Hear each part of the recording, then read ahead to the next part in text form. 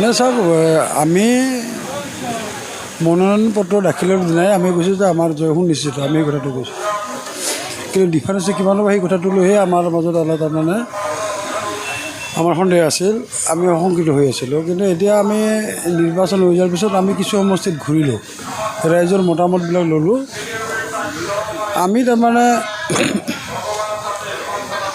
Minimum 4 lakh ভোটৰ ব্যৱধানত আমি জয়ী হ'ম বুলি আমি বিশ্বাস কৰোঁ। নাই উপনিৰ্বাচনৰ কাৰণে প্ৰস্তুতি আমি চলাব লাগিব। এইটো বছৰটো বঙাইগাঁও সমষ্টিত তেনেদৰে প্ৰস্তুতি ল'বলৈ আমি দলীয় কৰ্মীবিলাকৰ লগত, আমি দলীয় সদস্যসকলৰ লগত আমি বহি আমি প্ৰাৰ্থী নিৰ্বাচন কৰিম। নিৰ্বাচন কৰি আমি তাৰমানে আগুৱাই যাম। নিশ্চিতভাৱে আমি যোগ্য প্ৰাৰ্থীকেই দিম। সেইটো আমাৰ দলীয় কৰ্মীসকলৰ ওপৰত নিৰ্ভৰ কৰিব। দলীয় কৰ্মীসকলে কাক বিচাৰে, কেনেধৰণৰ প্ৰাৰ্থী বিচাৰে, আমি দলীয় কৰ্মীসকলৰ পৰা মতামত লৈহে আমি প্ৰাৰ্থী নিৰ্বাচন কৰিম। এতিয়া যদিও তাৰমানে মই তাত জড়িত হ'ম, কিন্তু মই তাৰমানে ফৰৱাৰ্ডিং এটা এজেণ্ট হিচাপে কাম কৰিম।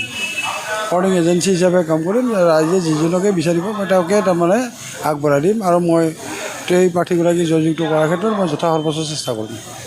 তেওঁলোকৰ পৰা শুভেচ্ছা আছে মোৰ, তেতিয়াও কৈছিলোঁ শুভেচ্ছা মই তেওঁলোকৰ প্ৰতি আছে। সম্পৰ্ক ডেফিনেটলি ভাল হ'ব। এতিয়া নিৰ্বাচনৰ সময়ত নিৰ্বাচনী যুঁজত কিবা দুই এটা তাৰমানে কথা কোৱাকৈ হয়, সেইটো স্বাভাৱিক কথা। কিন্তু তেওঁলোকৰ মনোৰঞ্জন তালুকদাৰেই হওক, দুলু আহমেদেই হওক, তেওঁলোকৰ লগত মোৰ তাৰমানে সম্পৰ্ক আগৰ নিচিনাকেই থাকিব। কোনো হেৰি নহয়, নিৰ্বাচনত হাৰা জিকাটো হয়েই, কিন্তু আমাৰ তাৰমানে যিটো সম্পৰ্ক, সেই সম্পৰ্কটো একেধৰণেই থাকিব।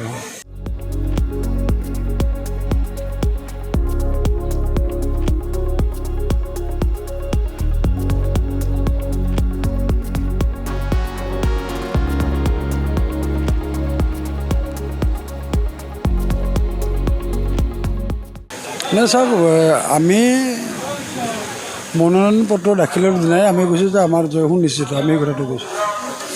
কিন্তু ডিফাৰেঞ্চ কিমান হ'ব সেই কথাটো লৈহে আমাৰ মাজত অলপ তাৰমানে আমাৰ সন্দেহ আছিল, আমি আশংকিত হৈ আছিলোঁ। কিন্তু এতিয়া আমি নিৰ্বাচন হৈ যোৱাৰ পিছত আমি কিছু সমষ্টিত ঘূৰিলোঁ, ৰাইজৰ মতামতবিলাক ল'লোঁ।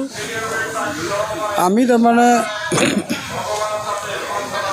মিনিমাম 4 লাখ ভোটৰ ব্যৱধানত আমি জয়ী হ'ম বুলি আমি বিশ্বাস কৰোঁ। নাই উপনিৰ্বাচনৰ কাৰণে প্ৰস্তুতি আমি চলাব লাগিব। এইটো বছৰটো বঙাইগাঁও সমষ্টিত তেনেদৰে প্ৰস্তুতি ল'বলৈ আমি দলীয় কৰ্মীবিলাকৰ লগত, আমি দলীয় সদস্যসকলৰ লগত আমি বহি আমি প্ৰাৰ্থী নিৰ্বাচন কৰিম। নিৰ্বাচন কৰি আমি তাৰমানে আগুৱাই যাম। নিশ্চিতভাৱে আমি যোগ্য প্ৰাৰ্থীকেই দিম। সেইটো আমাৰ দলীয় কৰ্মীসকলৰ ওপৰত নিৰ্ভৰ কৰিব। দলীয় কৰ্মীসকলে কাক বিচাৰে, কেনেধৰণৰ প্ৰাৰ্থী বিচাৰে, আমি দলীয় কৰ্মীসকলৰ পৰা মতামত লৈহে আমি প্ৰাৰ্থী নিৰ্বাচন কৰিম।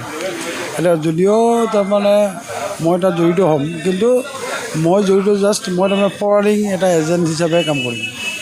ফৰৱাৰ্ডিং এজেঞ্চি হিচাপে কাম কৰিম। ৰাইজে যিজনকে বিচাৰিব মই তেওঁকে তাৰমানে আগবঢ়াই দিম আৰু মই সেই প্ৰাৰ্থীগৰাকী জয়যুক্ত কৰাৰ ক্ষেত্ৰত মই যথাসৰ্বোচ্চ চেষ্টা কৰিম।